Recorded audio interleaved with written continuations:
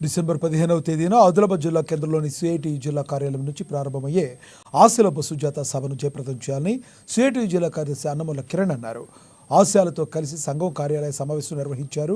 ఈ సందర్భంగా వారు మాట్లాడుతూ ఫిబ్రవరిలో నిర్వహించే తెలంగాణ రాష్ట్ర అసెంబ్లీ బడ్జెట్ సమావేశాల్లో ఆశయాల సమస్యలపై చర్చలు జరిపి పరిష్కారం కోసం ప్రణాళిక రూపొందించాలన్నారు. ఆశయాలకు కనీస వేతనం 18,000 ఇవ్వాలని, ఉద్యోగ భద్రత కల్పించాలని, పిఎఫ్, ఈఎస్ఐ, పెన్షన్, ఇన్సూరెన్స్ సౌకర్యాలు కల్పించాలని తెలిపారు. ప్రమాద బీమా సౌకర్యం కల్పించాలనే డిమాండ్లతో ఈ జాతాను చేపడుతున్నట్లు తెలిపారు. కేంద్ర రాష్ట్ర ప్రభుత్వాలు ఆశయాలతో వెట్టి చాకిరీ చేయించుకుంటున్నాయని, కనీస వేతనాలు ఇవ్వడం లేదని మండిపడ్డారు. పారితోషికం లేని పనులను ఆశయాలతో చేయించరాదని, పెండింగ్లో ఉన్న సర్వే బిల్లులను వెంటనే ఆశయాల ఖాతాలో జమ చేయాలని వారు డిమాండ్ చేశారు.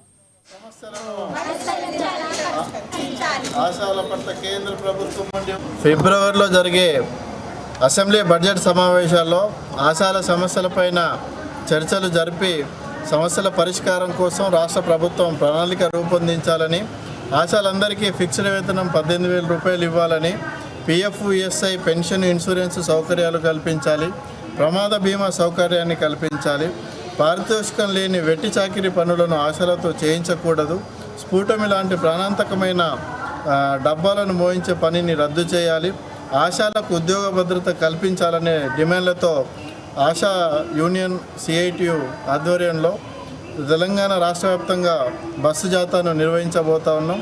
ఆ బస్సు జాతా అనేది రేపు నిర్మల్లో ప్రారంభమై 15వ తేదీ నాడు ఆదిలాబాద్ జిల్లా కేంద్రానికి వస్తున్నది.